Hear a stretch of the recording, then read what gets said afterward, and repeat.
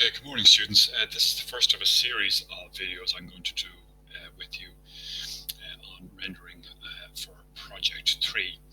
So if you've been tuning into the Yammer group, you'll see I have a couple of images done of your concrete building. So I'm calling these bad renders, and you can read the explanation there.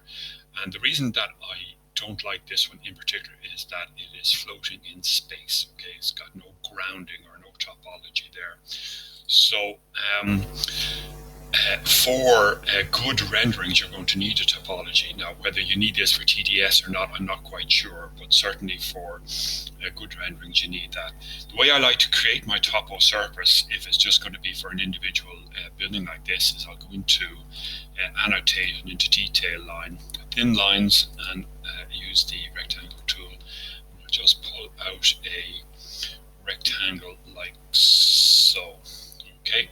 Now the reason I do that is because when I go into my massing on site and into my topo surface here, and I'm placing a point, you can see that these points are floating, and I just like to have things a little bit more organized than that.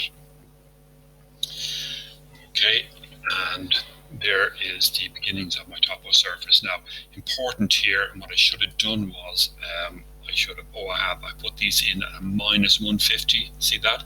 So they're coming in at minus 150 below the ground level. And one of the things you might have to do is, I'll finish this just to start it, is go into your view range here, and you can see on the site plan on the view range I've put the bottom level down to minus 5,000 and the view depth down to minus 5,000 as well. If you don't do that, it is set by default at 0. Then when you put your points in at minus 150, you won't actually get to see your topology. Now, if I into a 3D, you can see now that my building is not floating as such. One of the things I need to do is go in and put a material onto my site. So I'm going to go down to my site materials here. I'll put in grass, and I'll make sure the transparency is 0, and I'll go OK on that.